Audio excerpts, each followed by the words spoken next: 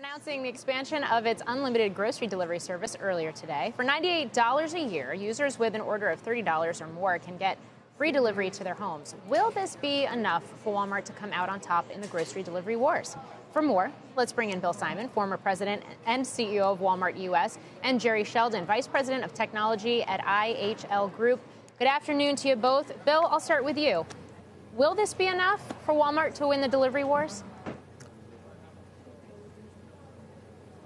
Walmart needed to do this. You know, their market share in online grocery is substantially higher than anybody else's. It's their competitive advantage in this online battle they're having with Amazon. So this is something that they needed to do, and I think it'll be enough to keep them on top. You know, they have the largest footprint. Grocery footprint in the country, and their ability to deliver to almost every zip code with efficiency will be enhanced by their store presence. So, yeah, I think it's a good move for them.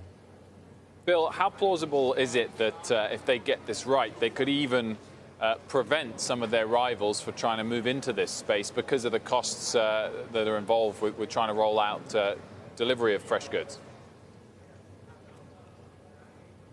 No, I think that's a great point. That's exactly what happened in the physical retail world when Walmart moved into grocery. They went from being a strictly, hard goods retailer that they were when they had their discount stores to having the traffic that's driven by the food business. And that, I think, is what's going to happen in the online grocery world, in the online world as well, with Walmart's advantage in grocery and their ability to get the traffic that comes with the frequency of a grocery purchase that Amazon can't get because they don't have access to the fresh product nationally like Walmart does. So I think it's a really good move, and it's going to be a strategic advantage for them.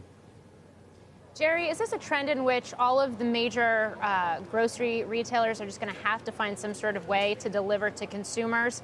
And if so, what is the role that technology will play in enabling that? Well, I think you absolutely, if you're a grocer, you have to be in the home delivery business. If you look at very, very large retailers, they're either doing that on their own, again, such as Walmart, or they're acquiring assets to be able to provide that service to consumers. If you start looking at lower revenue retailers, lower revenue grocers, I think we're more likely to see third-party services be the primary avenue for them to be able to provide that service to consumers. Jerry, where are the likes of Kroger and Target in this battle? Well, I kind of see them as a bit behind. I mean, you go look at Kroger. For their benefit, they actually do spend quite a bit on innovation.